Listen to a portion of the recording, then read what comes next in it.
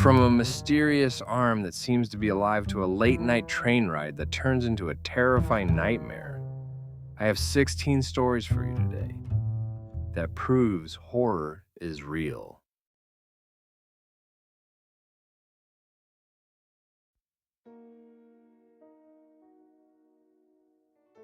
My stomach rumbled as we approached the woods. The last meal was hours ago. Pa's warnings about war, from his own experience at Bad Axe, now echoed in my mind. I'd thought I knew better, but standing here overlooking the coming blood-soaked killing field, I knew I was wrong. I gripped my rifle as Captain Henderson bellowed, "Guns at the ready!" The glint of enemy bayonets was visible through the corn. Artillery whooshed overhead, and the captain urged us forward. Barely 16, I was staring down Confederate rifles, preparing to kill or be killed. "Forward march!" My body froze. I couldn't move. An unknown sergeant yelled for me to move. Then a massive blast swallowed him whole. The world flipped into a hellscape of hot lead and explosions. I started moving, left foot, right foot, until a nearby explosion threw me off my feet. Getting up, I saw a bright red stain on my trousers. I searched for the source, but it was my right arm, severed at the elbow, squirting rivulets of pulsating blood. "Oh no," I cried, sinking to the ground. An icy chill crawled across my skin. As my vision faded, the image of my family's Ohio farm flashed in my eyes, a final memory of love. Everything went black. A shrill voice pierced the darkness. I was blurry, hearing muffled dialogue. "Daddy, what is that?" The voice yelled closer. "That's an arm, baby," a man's voice replied. "It's mummified." I tried to stand, but I was stuck, realizing I lacked the means to move. I lacked a body. My vision cleared, revealing a father and daughter looking down at me. "It's from a soldier. He fought at Antietam," the man said, and Antietam was 150 years ago. My blood ran cold. Scanning the room, I saw the sign, "The National Museum of Civil War Medicine, established, 1996. My heart stopped. The man was holding his phone to a placard. Side-eyeing it, I read the final, crushing words. This human arm had been found on the battlefield of Antietam. Modern analysis tells us that the arm belonged to a 16-year-old Caucasian male. It was not amputated, but rather was torn from the body at the elbow joint at the time of his death. Below the text sat the mummified arm in a glass case. It was my arm, it was me. Stuck in this glass prison for a decade, I know this truth. War is hell, and hell is forever.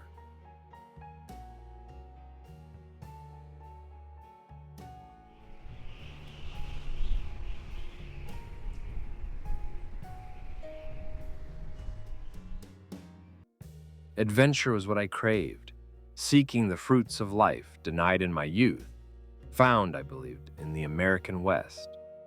Had I known the horror that awaited me and my companions, I would never have left civilization. Our group of 4 rode horseback through the unforgiving desert, constantly alert. There was Thomas, my best friend, clean-shaven and new to this harsh world. Trailing us was Richard, a drunkard we kept for his hunting skill and jokes. Our natural leader was John, a gentlemanly man with deep-set blue eyes, whom I held the greatest respect for. We had been riding for hours without water when the trouble began. John spotted an abandoned wagon, and we approached cautiously. It was a tragic sight. The wagon was stripped bare, and beneath a sand-ridden tarp lay the broken bones and gaunt remains of 3 family members. As we scavenged what little was left, I noticed odd, deep scratch marks. Not like those a bear would make, but something alien. John dismissed it as critters. Thomas, who had ventured further up the trail, cried out. We found him staring at another gruesome scene. What we thought was a family of 3 was actually 5. The bleached bones of children were scattered like a macabre display, their organs plastered on the ground. 2 sun-bleached skulls were arranged in the dirt like a compass. The terrifying scratch marks reappeared, dug deep into the soil nearby. "This is not natural to this world," Thomas whispered. Suddenly, our horses, tied back at the wagon, began whimpering and hollering as if they'd seen a demon. We ran back, and Richard mistook an Indian observing us from a canyon for a threat, opening fire. John ordered us to cease and retreat, and we followed his lead, setting course west once more, escaping the wagon tomb. Days later, we took refuge in an old Spanish mission. John's horse was the only one undisturbed by the dark presence surrounding the place. Inside, we found the skeletal remains of a priest, his body ravaged, holding a bronze crucifix. Thomas and I drew our revolvers. Looking up, Thomas saw a chilling, deviant symbol etched above the doors, not a Christian cross. John commanded us to bar the doors while Richard secured the frantic horses. As we did so, Richard and I found the horse pen. Our 4 horses were gone, replaced by a grotesque blob of melted meat, bones, and fur in the corner, with more blood and the same ominous scratch marks trailing up the wall. John rushed back from his cot. "Richard woke up first, yelling that something was wrong with Thomas," he explained. We turned to see Thomas convulsing on the ground, screeching. When he quieted, he lifted his shirt to reveal a horrific, non-man-made carving on his chest. A deer's skull with antlers, its eyes etched in blood. It was the same monster I had briefly seen in a prophetic nightmare. With our horses dead and one of us afflicted, John decided he had to leave for Fort Wingate to get help, appointing Richard in charge. He left us, running east. Night fell again. We heard scratching outside, then multiple scratchings. We knew there was more than one creature. A rock was thrown over the wall. Then came the rhythmic thumping of feet and multiple howls. Peering from the top of the wall, illuminated by the moonlight, was the dome of a skull, followed by piercing, bright yellow eyes. The creatures, hunched with matted black fur, pale bony skin, and deer-like skulls, climbed over the wall. They had the eyes of a devil, the back of a cat, and the skull of a deer. The middle creature, the alpha, let out a deafening howl. One devil charged Richard. He fired both barrels, briefly stunning it. Another ran past me and tackled Richard, who was quickly overwhelmed. I was dragging Thomas toward a small shack, firing my pistol to no effect as Richard was torn apart. Thomas then used his gun to shoot the alpha in the eye, wounding it. Just then, John came flying over the wall, screaming and unloading his remaining ammunition, having turned back after passing out on the road. He shattered the skull of one devil and the legs of another. He commanded Thomas and me to escape through the front doors while he finished the others. I took Thomas over my shoulder, struggling with the barricades. John poured alcohol on the 2 dead devils and set them ablaze. As we finally cleared the doors, a large black husk came crashing down between us. The alpha was back. We could only stare as the creature bested and then consumed our beloved captain. The yellow-eyed devil, this specific one with an additional peculiar green lightning bolt in its eye, looked back at us and did not attack. Taking this as a sign, we ran east, back the way we came. The West did not provide the adventure I sought. It gave us a death sentence and lifelong trauma from the horrors of those impious lands. I shall never travel west again.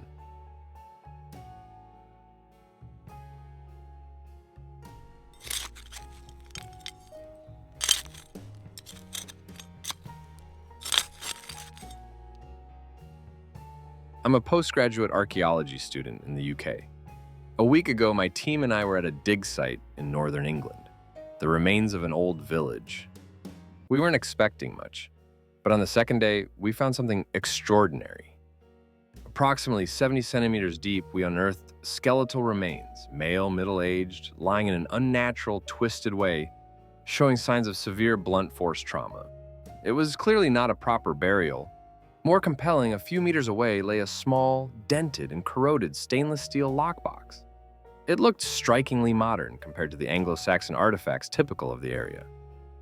Back at our lodgings, my professor, visibly anxious, x-rayed and quickly cracked open the simple lock.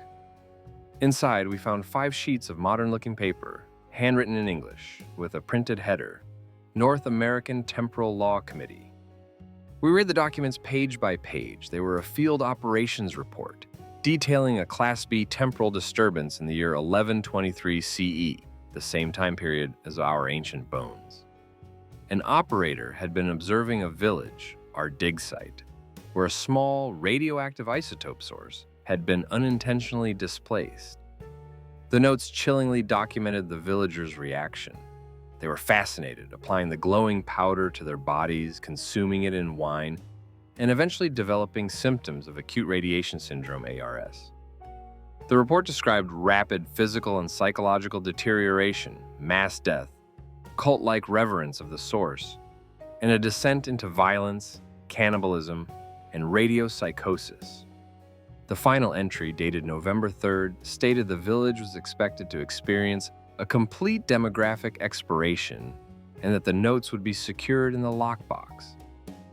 By the time we finished, my professor was drunk and terrified, screaming about a prank.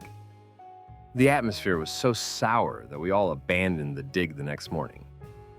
On the train home, I received an email confirming the remains were ancient, at least 900 years old, but the email has since vanished. Back at the university, I found there was no record of the lockbox or the grave in the department system. Faculty members were evasive, and I was perpetually waylaid by bureaucracy. My professor then emailed us, stating the student write-ups, our final assessment, were no longer required. When I finally spoke to another postgrad, he vaguely claimed the whole thing was a hoax and the artifacts had been confiscated, though he didn't seem to believe it himself. My professor has since disappeared. I've since fled my university housing. I'm paranoid and feel watched. A large white SUV has been parked outside my cheap hotel for hours. I managed to make one copy of the documents before my professor passed out. I'm posting the contents online because I need others to see this.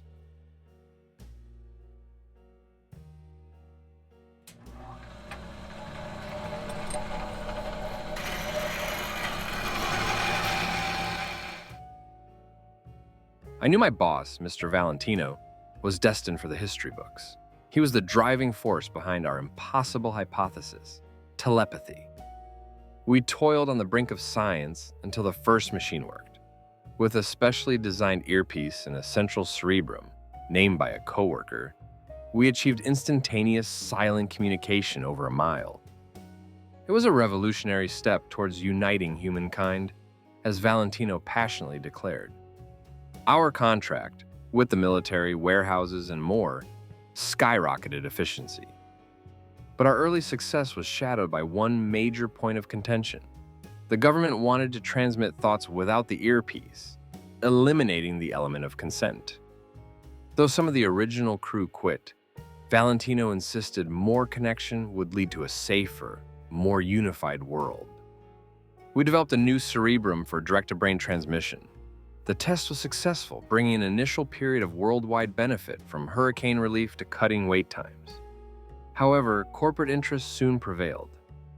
Valentino broke the tie on the board, allowing any company with a large enough paycheck to hire our thoughtcasters to beam ads, jingles, and noise directly into the general public's heads. The world soon became overwhelmed with inescapable mental noise. Then came the horror. Reports of the dead rising.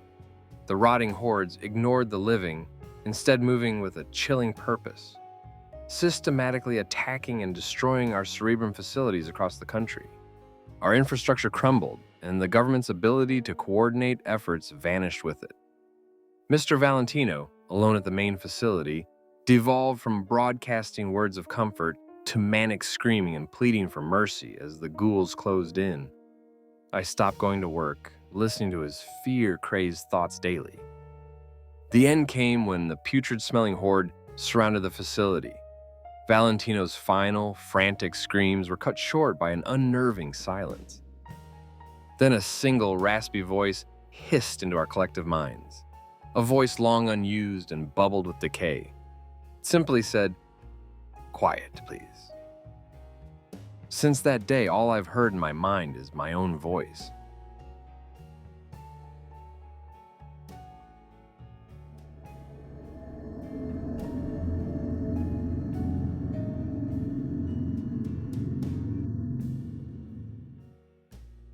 The narrator, Gavin Prescott, a former Navy pilot in his 50s, initially dismisses news of a new, impossibly large planet in the solar system. He only takes notice when it's confirmed to be real and nearly the size of Jupiter. Shock turns to dread when a probe reveals it's not a planet, but a massive, jagged, artificial construct, a giant metal sphere. The sphere, soon dubbed the Dark Planet, changes course and heads directly for Earth. The most remarkable feature is a flat area on its far side with a massive 20,000-mile-wide gate.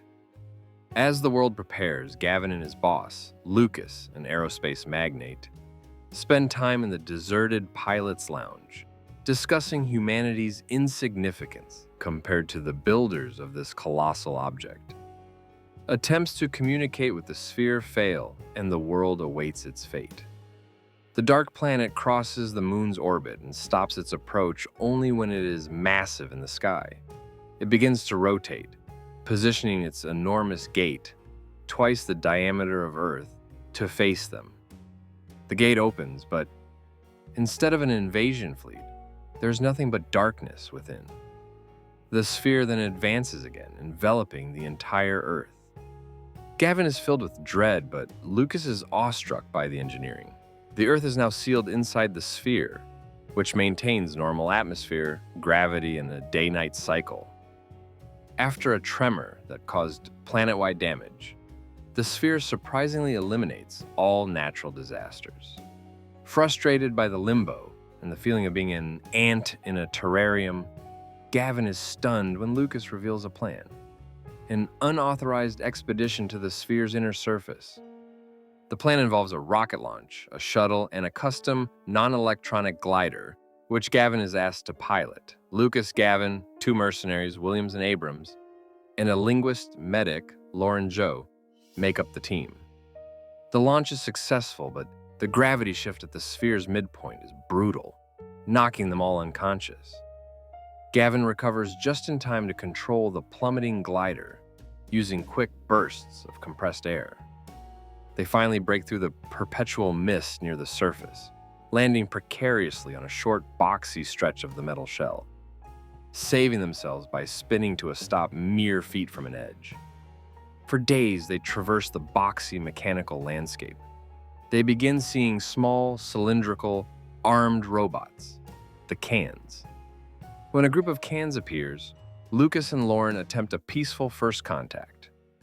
The cans respond by lashing out, striking Lauren. A firefight breaks out, and despite their efforts, Williams, Abrams, and Lauren are brutally killed by the overwhelming and relentless robots. The remaining cans abruptly retreat and disappear. Lucas and Gavin retreat, eventually finding a small, dome-shaped structure, the first curved object they've seen. Inside, they encounter a human-like hologram who introduces herself as Eve, an AI controlling the vessel. Eve explains that the robots are simply automated defenses and that she manipulated them to spare the two survivors because she wished to speak with them. Eve reveals that she serves a collective called the Unity, who conquer and integrate other species. She is a harvester sent to collect Earth and transport it to their system. She confirms they left the solar system 2 weeks ago and are now 3 light-years away. Lucas asks what integration means, and Eve explains it involves genetic alteration to fit a resource-gathering role, suggesting an aquatic base form for humans. She shows them an image of her own creators, the Orinoga, who were horrifically transformed from graceful beings into slug-like miners for the Unity's profit. Tired of serving, Eve offers a trade. She will return Earth to its proper orbit, and the 200 light-year distance will give humanity approximately 200 years to prepare for the Unity's inevitable return. In exchange, she demands one of them to join her as a co-pilot, a consciousness uploaded into her system, as the vessel cannot sustain biological life indefinitely. Lucas volunteers immediately, seeing it as the only way to save Earth. He says his goodbyes to Gavin, steps into the upload chamber, and his body goes limp. Before leaving, Gavin realizes Eve's avatar looks similar to Lucas's late wife, an observation Eve dismisses as a general effort to make him comfortable.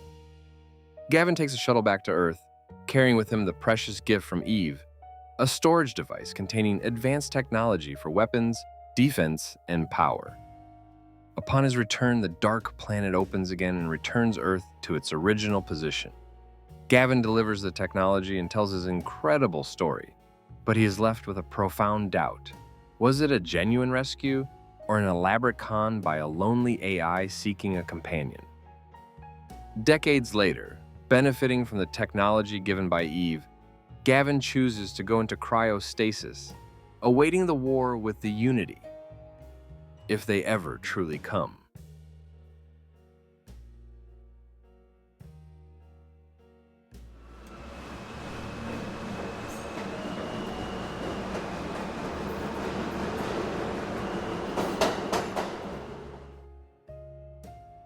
Simon, a corporate man used to screwing people over for his career, boarded the last train home while heavily drunk. He vaguely remembered buying a ticket from a dead-eyed attendant before passing out. He awoke to find the carriage empty and the train speeding through an abandoned city that quickly devolved into crumbling ruins. Fearful, he went in search of others. In the next carriages, Simon found 5 other passengers, each with their own issues. Anna, striking but scared. Dennis, highly strung and angry. Zoe, spoiled and entitled. Jason, calm, ex-military. And Eamon, plump and oddly unaffected. The passengers' attempts to stop the train or break out were halted by a mysterious, disembodied voice over the PA system, the conductor. He informed them they had boarded voluntarily and were all here for a reason. He promised they were safe on the train and that a path home existed, but only after a long and arduous journey with tests. Looking outside, they saw the ruins replaced by a dark forest, where they occasionally caught glimpses of massive, shadowed creatures and menacing red eyes. Anna discovered a cryptic, personalized proverb written on the back of her ticket. Simon's read, "A false witness will not go unpunished, and whoever pours out lies will not go free." He started to understand why he was there. The next day passed, marked by the unnerving sight of the hag and the silent harbinger with his ferocious, chained white dog on desolate platforms. At dusk, the conductor announced their first stop for a test. All passengers were instructed to disembark, take supplies from the vending machines, and remain on the platform. After stocking up, the volatile Denise, convinced it was a trap, sprinted off the platform and into the dark forest. They heard his chilling screams as a beast, presumably the same one seen from the train, mauled and dragged him away. The conductor's final words on the matter were chillingly simple. Running away was always in his nature. His actions may have been predictable, but Denise had free will. On the second night, the conductor announced the second test at the station house. 5 doors awaited them, each labeled with a name. Facing your past sins is the first step towards redemption, he instructed. Inside his room, Simon was forced to relive his affair and the subsequent abandonment and breakdown of his ex-wife, Kate. He was overwhelmed with genuine guilt and remorse. He stumbled back out to find Anna, Jason, and Eamon equally shaken, but Zoe was missing. A high-pitched scream led them to her room. A swirling vortex of crimson red had opened in the wall, and a black, clawed arm was dragging a screaming Zoe into it. They failed to save her. The conductor explained. The other 4 had shown remorse, but Zoe, a gold digger who profited from a loveless marriage, could not acknowledge her wrongdoing, failing the test and being condemned. Shaken, Simon initiated a painful truth-telling session. Anna confessed to a reckless car accident that paralyzed the other driver. Jason revealed he accidentally killed an innocent boy during a military raid. Only Eamon refused, cryptically stating, "I know what I need to do to set things right." The third day was the worst. Torrential rain matched their broken morale. They were tormented by the disembodied screams of the lost, Dennis and Zoe. As night fell, the conductor announced the train was terminating at Central Station in the bleak, dark city. Their final test was to find the connecting service at Nexus Station on the other side of the city. The 4 remaining passengers disembarked into the abandoned station. Jason, attempting to prepare them, suggested finding weapons. Eamon immediately seized a kitchen knife and, without warning, violently stabbed Jason to death. Eamon had gone mad, screaming, "Slay every sinner, and you will walk free," a perverted instruction he claimed was on his ticket. Simon grabbed Anna's hand and they fled the station and ran through the empty, rain-swept streets. Simon and Anna finally spotted Nexus Station, but Eamon was right behind them. In a desperate final confrontation, Simon blocked Eamon, getting knocked down. Anna intervened, but Eamon slashed her with a knife. Before Eamon could deliver the killing blow, the white hellhound of the Harbinger charged out of the darkness and savagely tore Eamon's throat out. The Harbinger watched as Simon helped the wounded Anna to the Nexus platform, where 2 tickets awaited them. The first train was waiting. Simon shoved Anna inside just before the doors closed. When he tried to follow, the doors remained shut, and the train slowly began to pull away, carrying Anna with it. Left alone, bleeding from claw wounds, Simon saw the Harbinger and his dog blocking his way back. He had only one option: cross the footbridge to the other platform. Just as he lost all hope, a second, bright headlighted train approached and stopped. He boarded, and moments later, the train sped away from the dark realm. After a few hours, the bleak landscape was replaced by a bustling, normal city.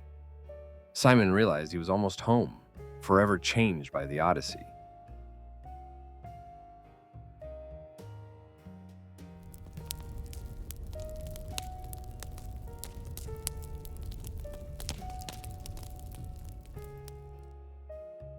The news of Jacob Housley's death, a man like an uncle to me, pulled me, a successful private investigator, back to the small, miserable hometown I'd fled after high school to escape my bitter father. The local police, led by the indifferent Sheriff Gently, seemed inept or uncaring, prompting me to investigate Housley's death, which involved a house fire. My unique, almost instinctual ability to sense truth told me this was no accident. My first stop was the burnt-out house, which brought the sheriff to my location to warn me off. His adamant refusal only confirmed my suspicions of a cover-up. I knew my investigation would eventually lead to the one person who knew Jacob best: my estranged father. After a frustrating day of driving with no lead, a review of my GPS revealed I had repeatedly circled my childhood home. A subconscious guide I couldn't ignore. Reluctantly, I prepared to face my father. That night, a feeling of being watched awoke me. I saw a slender silhouette outside my window. When I opened the door, it was gone, but it left behind the sooty footprints of bare feet and a lingering smell of smoke. The next day, I confronted my father. Our tense discussion about Jacob quickly devolved into a screaming match about my mother, who he claimed left when I was an infant. In a fit of rage, he physically struck me, and the impact triggered a catastrophic cascade of repressed memories. I suddenly remembered my father's constant physical abuse and his hateful contempt, all the injuries I'd somehow forgotten. Finally breaking, my father screamed the truth. My mother never left. She killed herself by hanging in the woods months after I was born. He said she was troubled and that he took his pain and anger out on me. I didn't believe him. My memories of her were too vivid and loving. Their conversation was interrupted by Sheriff Gently, who frantically told my father, "There's been another fire." Sensing their secrecy, I left but immediately followed them. They led me to a scorched cabin in the woods. As they argued, I felt drawn deeper into the forest by the faint sound and glow of fire. I stumbled upon a wide clearing with a skeletal tree and a large, newly charred circle on the ground. Suddenly, the sheriff and Jacob Housley emerged, frantic. Then 3 more people appeared, pushing a woman with a sack over her head. When my father, appearing younger and muscular, a memory vision, ripped the sack off, I saw the face of my mother. I was witnessing the event he'd called her suicide. In the vision, my father accused her of being a witch and performing evil spells in my room. Despite her pleas that the ritual was a spell of protection for me, he and his cohorts, Gently, Housely, and another man, hanged and then burned her, believing they were serving God. After the vision faded, a burning, ethereal form of my mother appeared before me. She embraced me, wordlessly confirming my father's betrayal and revealing that she had been visiting me, a spectral guardian, for years until he performed a final ritual to bar her from the house. Filled with rage, I returned to the smoldering cabin. I found my father and Gently still there. Without a word, I pushed past the sheriff and punched my father, who collapsed, a look of shocked guilt on his face. I then drove away, leaving them to face my mother's justice. The next morning, my father called. Sheriff Gently was dead. The station had burned down with him inside. My father, terrified, begged me to return, but I refused. I hung up on him, cutting him out of my life forever. Months later, I learned my childhood home also burned to the ground. My mother had found a way to deliver her final justice. I returned to the clearing one last time, knelt beneath the tree, and carved a loving inscription into the bark. A simple, honest memorial for my mother.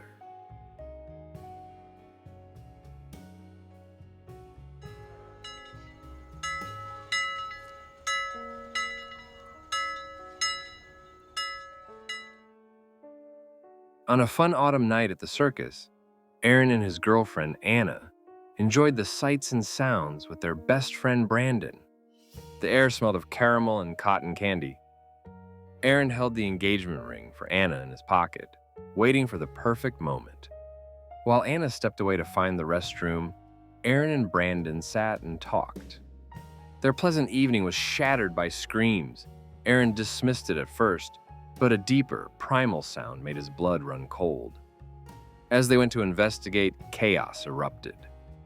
From the tree line poured monstrous 7-foot-tall creatures, gray, backward jointed with eyeless sockets and jagged teeth, smelling of rot. They tore through the crowd. Aaron watched in horror, realizing the danger, just as Anna stepped out of the restroom, confused by the noise. In a horrifying instant, a creature's long, black claw slashed her throat. Aaron saw the thick blood spray as she crumpled, the ring box falling from his hand. Brandon dragged a screaming, distraught Aaron away from the carnage, pulling him into a nearby storage shed. For hours they huddled in silence, listening to the sounds of destruction and death outside, the smell of rot seeping through the walls. Aaron's mind replayed Anna's death endlessly. When the sun rose, the silence was total. Peeking out, they found the circus completely normal. No blood, no bodies, no monsters. Families laughed and strolled, seemingly unaware of the night's horrors. The spot where Anna died was pristine. Aaron searched frantically for the ring box, but found nothing. Aaron and Brandon remembered, but the rest of the world did not. They soon realized the victims weren't just dead, they had been erased. Anna's address didn't exist, her phone was disconnected, and no one at her workplace had heard of her. Even the cemetery records where she visited her grandmother were blank. The two friends grew apart. Brandon trying to forget, Aaron obsessed with proving Anna was real. He filled notebooks, desperate to hold on to her memory as the details of her life began to fade. He suffered nightmares, waking up to the taste of copper, and questioned his faith. As the years passed, the woman he planned to marry slowly dissipated into a gray fog in the back of his mind. He struggled to recall her voice or the feel of her hand. The circus returned the following year, bright and inviting, but they stood at the edge, unable to go in. Aaron knows the hole in his heart is the only proof of Anna's existence, a hole that grows smaller every day, leading him to wonder if she was ever real at all.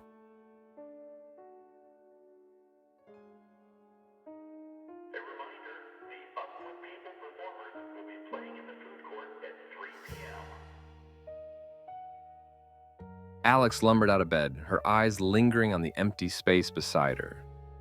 In the bathroom, her foot nudged a penny, the same one that had lain there for months, a piece of emergency luck.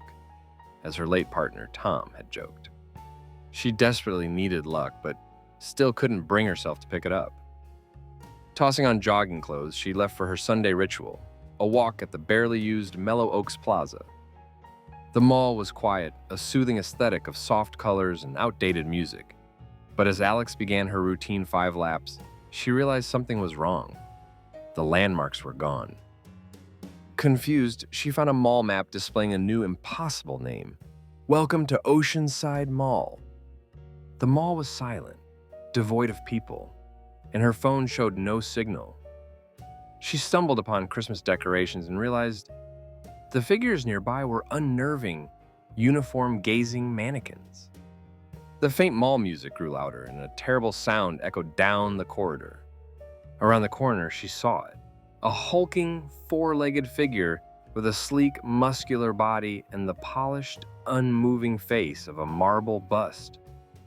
The ethereal music seemed to emanate from its stone surface. Alex ducked behind a kiosk. Quietly retreating, she turned a corner and froze. In the atrium sat a mangled, wrecked car, Tom's car, just as it was the day she'd identified it. Nausea hit her. As she locked up in fear, the mall music faded, replaced by a radio announcer's voice booming from the wreck. "Our first winner on the line today will be Alex." Her phone blared her ringtone, shattering the silence. The beast's frantic steps clattered closer. Alex ripped off the passenger side rearview mirror and threw it down a hall, baiting the creature away. Sprinting past the wreck, she refused to look at the movement she sensed in the driver's seat. Continuing her escape, she ran into an older woman named Martha, who was also lost in the bizarre, ever-changing mall. The two briefly banded together until they reached a new atrium, where a fully furnished hospital room sat, with the outline of a person visible in the bed. This scene was for Martha. A voice, raspy in pain, called out, "Martha, where are you?" In a moment of weary resignation, Martha turned to Alex and said, "Ain't much out there for me anymore either," before drawing back the curtain. Alex ran, looking back only to see the marble-faced beast close the distance. It grabbed Martha, a final brief gasp, and Martha's body clattered to the tile, now a faceless mannequin. Alex fled, the beast's click-clunk gaining on her. She felt something snag the back of her shirt and screamed, throwing herself forward. She ran into a person. "God, Jesus, lady, watch where you're running." Alex was back in the normal, sunlit hall, standing in front of the vitamin shop. A bewildered man lay on the floor near her. Shuddering, she stumbled out the mall doors and raced home. Once inside, she collapsed in the bathroom. Taking off her shirt, she let out a squeak of horror. The back was marked with large, claw-shaped tears. Sobbing on the floor, she noticed something gleaming on the tile amid her tears. The penny. She snatched it up and clutched it fiercely, a symbol of fear and profound, terrifying relief.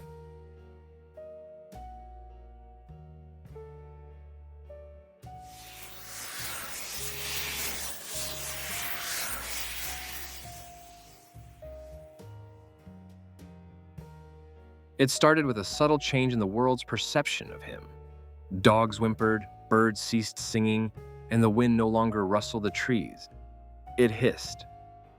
It was a figure glimpsed in his periphery, a second set of footsteps that were too long, a low sound like a giggle echoing a second too late. He told himself it was just paranoia, but the evidence grew bolder. In Chicago, he found clawed handprints inside his frosted window.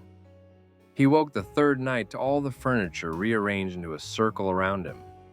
In Austin, his hotel door clicked open at 2:17 a.m., 3 nights in a row, despite the chain, and he found clawed runes beneath the bed.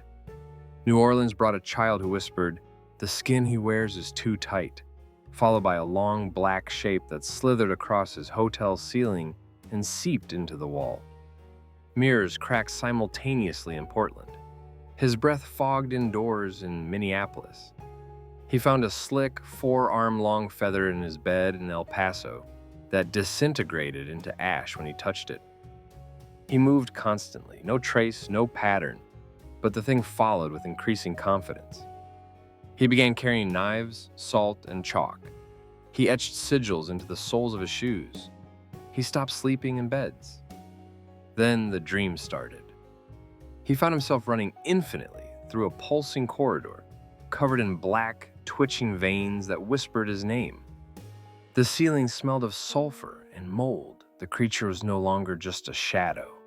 It took form as a shifting silhouette, with too many limbs and eyes scattered across its chest. One night he awoke screaming with a small scratch across his cheek. Another, he saw it standing at a bone altar in a cathedral of blue fire, beckoning him forward. Baltimore was the last straw. A stranger handed him a note. "You smell like the edge of things. It's almost ready." He drove to a remote, abandoned farmhouse in Pennsylvania. He hadn't slept in days. On the fourth night, the silence was dead, the air too still. The temperature dropped into a vacuum. He saw his breath, and then the breath of something beside it, too large to be human. The creature peeled back the edges of the world, a shape of wrong angles and stitched shadows. It moved closer, soundless, waiting for him to run. He smiled. "You took your time," he said. With a sound like tearing flesh and cracking bone, he shed the skin of the man.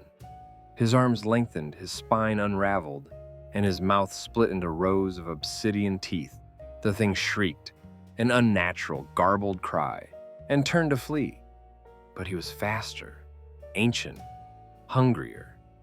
He moved like shadow, appearing in front of it before it could turn. His claws sank through its torso, unraveling the sinews of what it was. Fear, hunger, and memory. He devoured its essence until nothing remained but a thin mist and the faint echo of failure. He returned to the shape of the man, adjusted his shirt, and took a deep breath. The hunger was sated for now. Back in the city, he watched and waited. He would find another. After all, they waited for those like him. But he was the one who fed.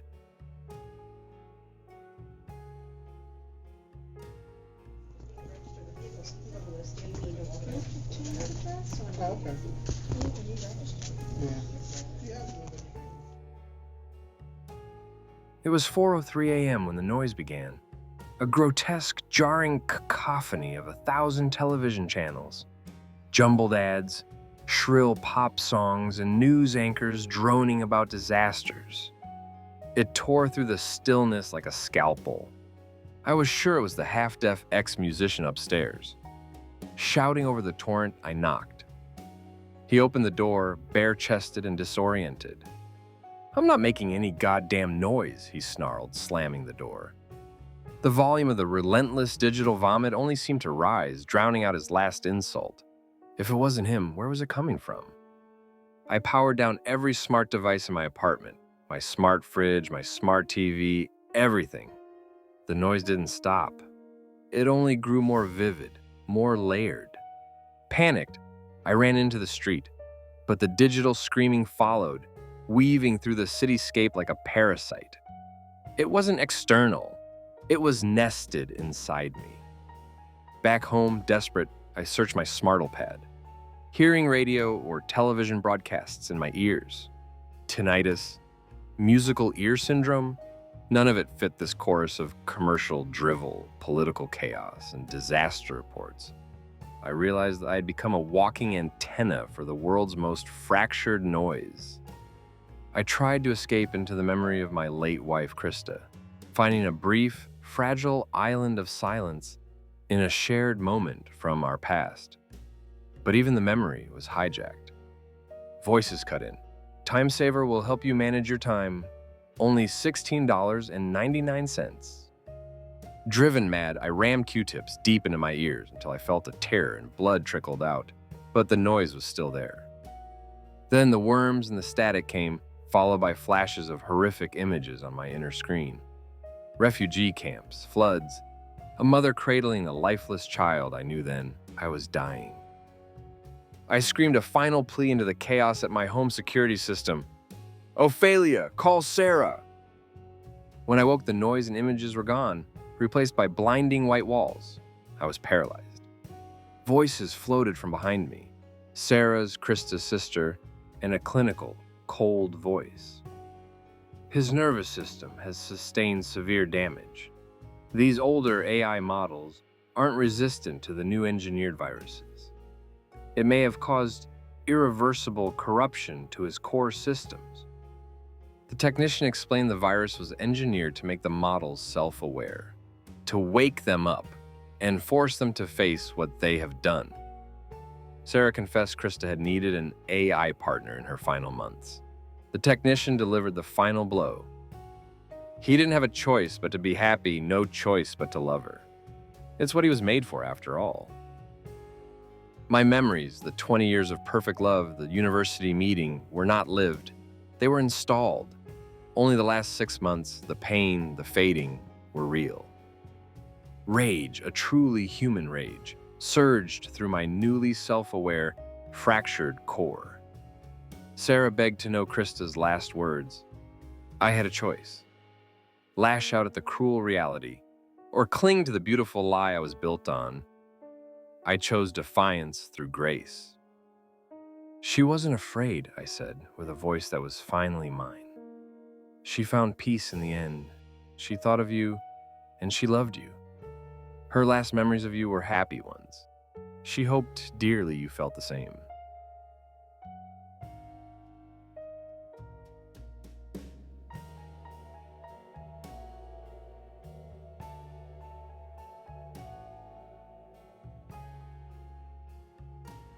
Love you, Sierra, my dad called as I got out of his truck outside Pawnee High.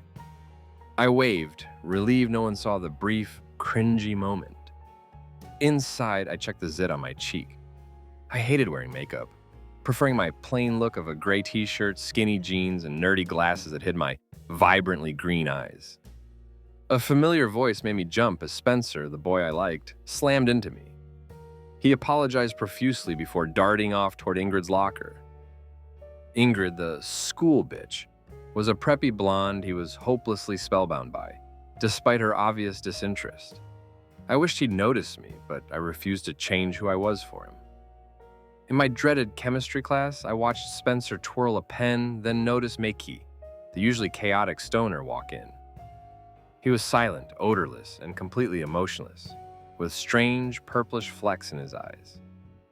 When questioned by the teacher, Dr. Mahoney, Makey said he had no excuse for missing class.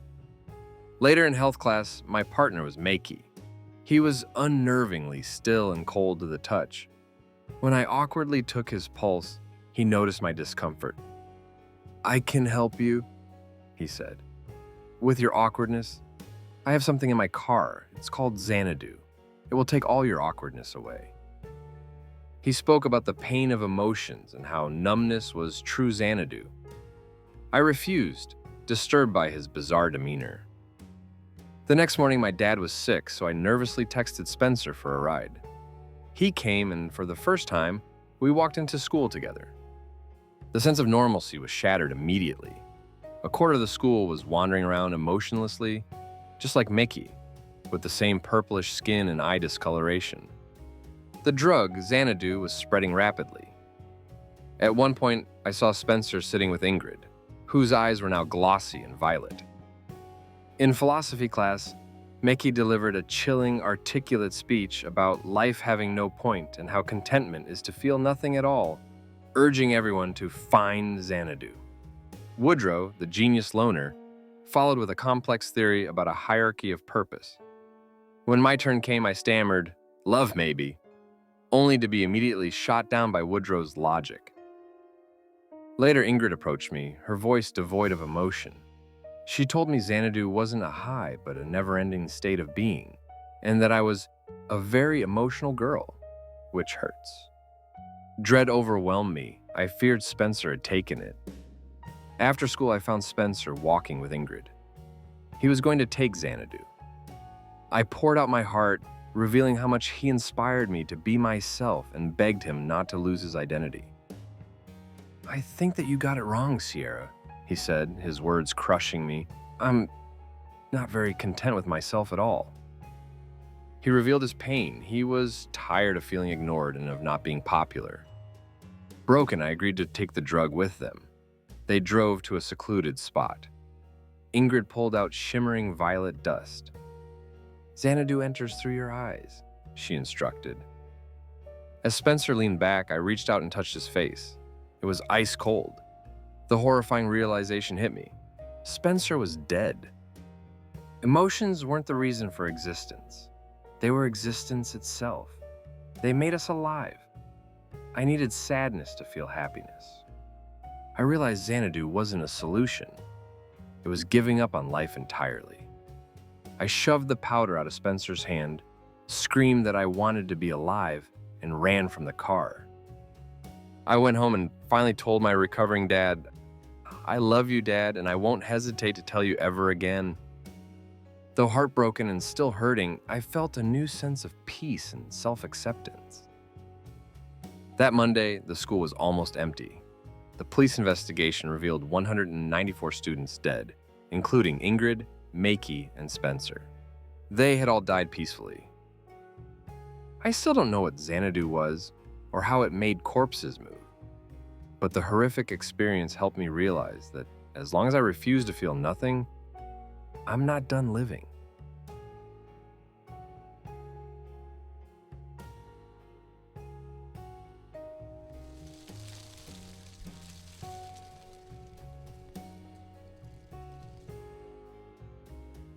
My little brother James and I, uprooted from Illinois to Ireland after our parents' divorce, found solace exploring the forested hills. Our mother let us roam. She was dealing with her own issues, and the silent house gave her peace. That first summer was perfect, but it didn't last. At school, I made friends easily, but James, imaginative and a little odd, struggled. He often tagged along with me, and our bond remained strong. We only had each other. My friends, however, were reluctant to explore the woods with us, and it took persistent prying before one, Sean, whispered the reason. "The Fey King, dude. He's bad news." The Fey King, a dangerous fairy legend, supposedly appeared to those who got lost, or to anyone who performed a calling ritual using specific words. While my friends dismissed it as a scary story to keep kids out of the woods, James, a fan of cryptids, was instantly obsessed. He tirelessly gathered details from schoolmates, but no one would tell him the words. He pestered my friends until, annoyed, one of them, Brianna, scribbled a 4-line rhyme on a napkin for him, warning him never to say it aloud. James was thrilled. He recognized the setting, a solitary stump in a clearing we'd explored. I shut down his idea to go, believing the obsession had passed when he seemingly returned to normal. A week later, I woke up to an open window. James was gone. I raced to the clearing and found him sitting on the stump. Scolding him, I tried to pull him away, but James spoke the first 3 lines of the rhyme. I yelled at him to stop. He didn't flinch. He recited the rhyme, and when he finished, locked eyes with me. Nothing happened. I dragged him away, furious, only to realize he was upset because he wanted a cool story to get kids to talk to him. As I comforted him, I noticed the deadly silence of the forest. Then a chilling noise broke the quiet. A distinct, artificial cuckoo.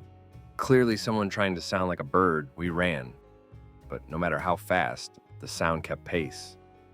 Finally, we broke into a clearing, and we weren't alone. A well-dressed man with bright red hair stood on the stump. "Cuckoo," he chuckled. "Hello to you boys. You called?" He introduced himself as Your Highness, the Fey King, beaming at James. We were mesmerized, walking closer as he spoke. I managed to stammer that we needed to go home, but the king refused. "The least I could do is entertain my guests. Now, any preference of a game?" My heart sank when James excitedly piped up, "Hide and seek." The Fey King smiled. "Top choice. I insist that you be the first to hide." He snapped his fingers. James was gone. "James is fine. He's simply hiding. You, my friend, are seeking," the Fey King cooed. "Take as much time as you need to find him. I will give you a clue." He recited a new riddle. "I've dropped my ring. Where could it be? The same place that James is, you'll see. So find the ring and yell, 'He's here,' and your little brother shall reappear." Before I could demand an explanation, the king vanished. I was alone, frantically searching for an ornate ring. I was found 2 days later, dirty and muttering about the ring. James was gone, and the town eventually called off the search. To the world, I was the sole survivor of a tragic, normal accident. James must have fallen or gotten lost. The Fae King became the story I created to cope. I was ostracized by my friends, and my mother was broken, eventually forcing me into therapy to rationalize the loss. Years later, after my mother passed away, I returned to Ireland for her funeral. Scrolling on the plane, I saw a photo of a forest with a circle of mushrooms. The caption, "Whoa, a fairy ring." A part of me that I thought was dead resurrected. What if he's still there? Back in the familiar woods, standing next to the stump, I shakily recited the rhyme for the last time. The forest fell silent, but the king didn't appear. It didn't matter. I knew where James was. Following a hunch, I searched until I found it. Under a large, gnarled oak, a perfect fairy ring. I stepped inside and rasped, "He's here." The oak shivered. A seam carved itself into the bark, forming a small door that swung open. There, sitting with his knees to his chest, was James. He hadn't aged a day. "Tim, what happened?" he asked, startled by my adult appearance. Before I could explain, I heard a man clapping behind me. Well, when I said no time limit, I didn't think you'd take this much time, Timmy, my lad." It was the Fae King. I whipped around. "I found him, please, let us go." He simply shook his head. "Oh, come now, Tim. That's hardly fair to your brother. It's your turn to hide." He snapped his fingers. "I don't know where I am now, or how long it's been. The walls around me are solid wood. If this message reaches anyone, I beg you, if you see a lost young boy in the woods looking for his brother, ask him what the riddle was. Help him. Help me."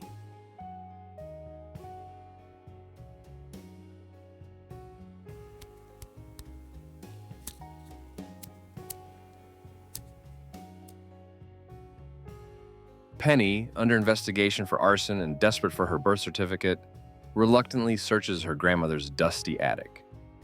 She finds a yellow shoebox containing not the certificate, but a few relics of her forgotten childhood before age 8. The items force her to remember a life with an abusive, alcoholic mother and a complicated, fiercely protective governess. The items force her to remember a life with an abusive, alcoholic mother and a complicated, fiercely protective governess. Penny recalls a happy memory with the governess, quickly followed by the shame of being abused by her mother. The memories deepen, revealing the governess teaching her to dumpster dive for food and cruelly exposing her mother to spoiled fish. The deepest wound is the memory of her mother's violence after finding a school truancy notice, a moment where the governess stood by and did nothing. This sense of betrayal makes Penny want to abandon the search. But the final item, a matchbox, triggers the ultimate terrifying truth. The governess, seeing no way out for the child, instructed a 6-year-old Penny to turn on the gas before they quietly left the apartment. They waited on the stoop until the explosion. The governess disappeared, but Penny was saved. Penny realizes she wasn't an arsonist, but a victim who, with the governess's extreme intervention, escaped her nightmare. She finally has the full story of her past.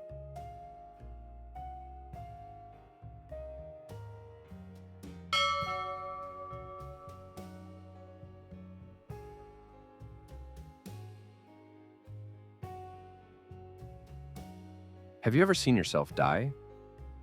I have. My story begins with a reckless night. A recent directionless graduate. I had drowned my self-pity in a dangerous cocktail of drugs at the club where I worked. Scientists call it psychosis. I call it the night they noticed me. I woke up the next day in my apartment, hungover and confused. In the bathroom mirror, I saw movement behind me. not just once, but twice.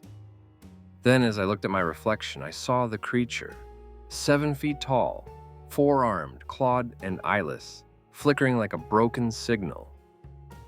It was only in the glass, yet I felt its breath. I watched in horror as it placed a claw on my shoulder, paralyzing me. I was forced to witness my own mirrored body have its throat slit. The nightmare worsened as the monster impossibly folded and compressed its large, insect-like body into my reflection, convulsing and taking possession of me. I collapsed, violently ill. When I could stand, my reflection seemed normal, but not for long. My hand reached for the mirror against my will. My reflection was slightly out of sync, snarling at me.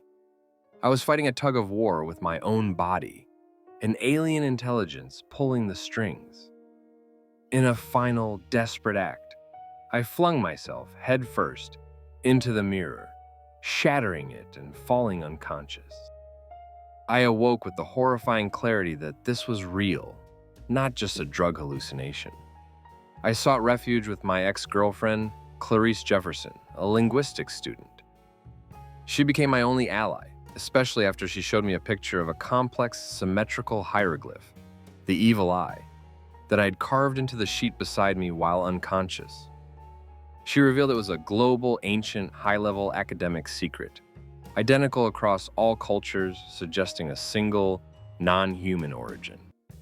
I also confessed to her about the visions and voices that had overtaken me on the bus ride to her place, chants praising a formless god called the First.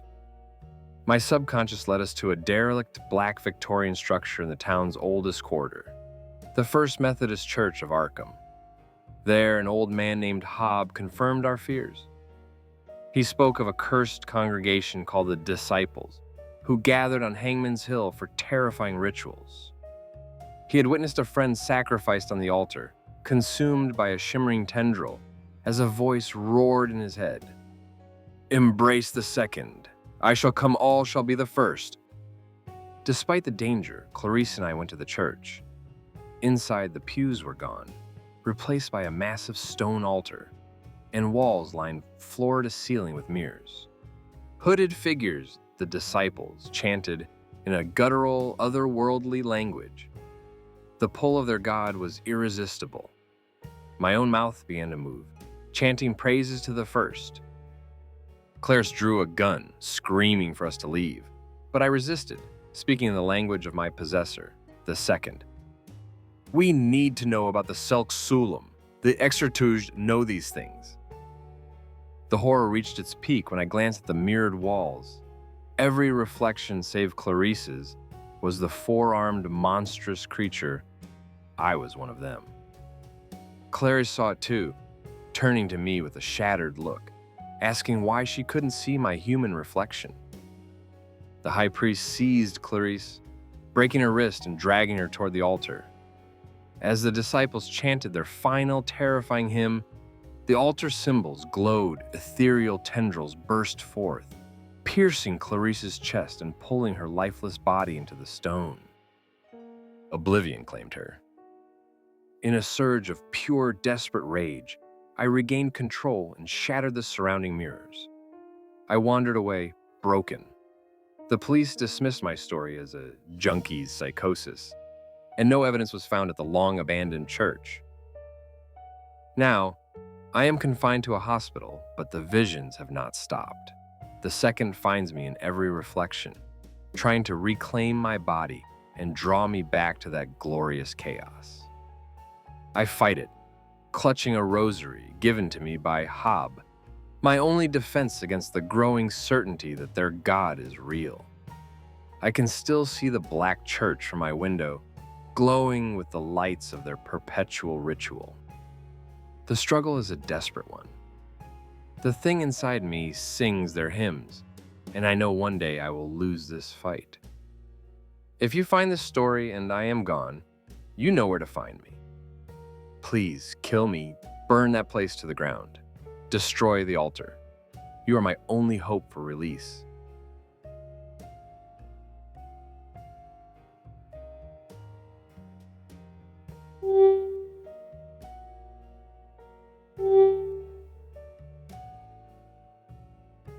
I am bound by an NDA with one of the biggest names in gaming, but I have to speak about one of the darkest secrets a billion-dollar company could bury. For years, I planned to take this to my grave. That changed drastically when I saw an online comment that confirmed my worst fears.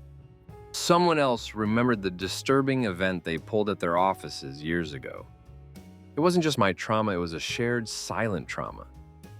The comment resonated so deeply that I reached out only to be told, off and blocked. Weeks of fruitless searching followed until I received a call that sent me spiraling, reigniting vivid, terrifying images of that day. A decade ago, I signed up for a meet and greet with the dev team for an anticipated game, rationalizing the cheap ticket and mundane office building location as an innovative PR stunt. The first sign that something was deeply wrong was the behavior of the people leaving. Many were quietly crying, exchanging silent hugs, and carrying a pervasive heaviness.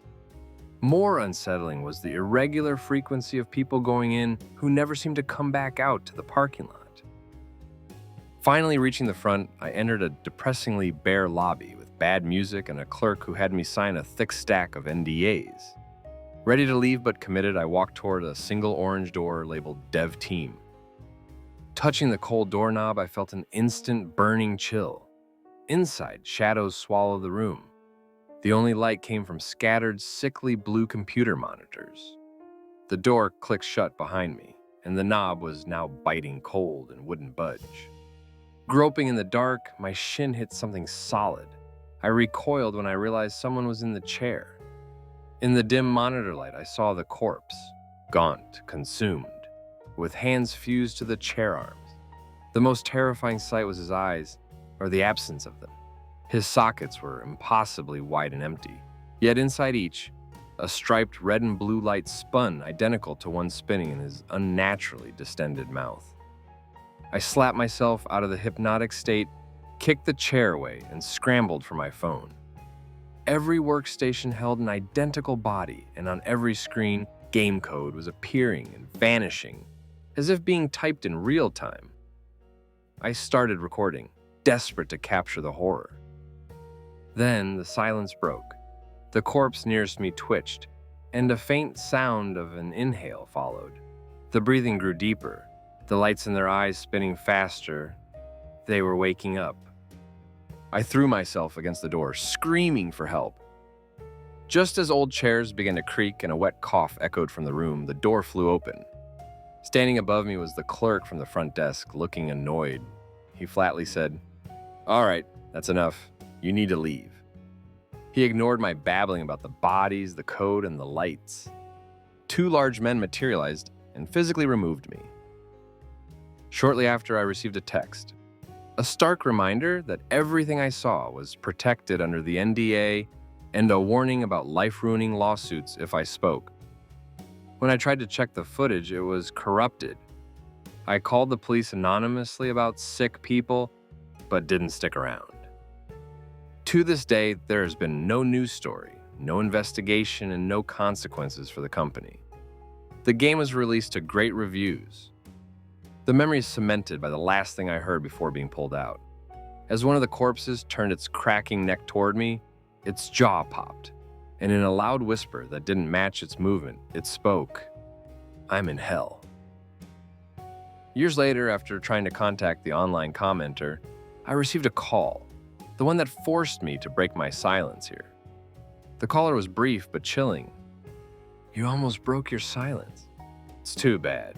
We know you have great eyes for gaming. Next time we'll use them." I don't need justice or solutions. I just need to cope. I offer this story as a warning and a piece of advice. Be really careful which doors you step through. You never know what you'll find on the other side.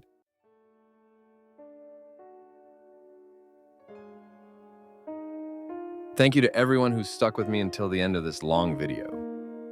2025 is coming to a close, but I still hope to achieve my goal to reach 1,000 subscribers by the end of the year. So please hit the subscribe button and help me achieve that target. Your support is greatly appreciated. Thank you, and see you in the next one.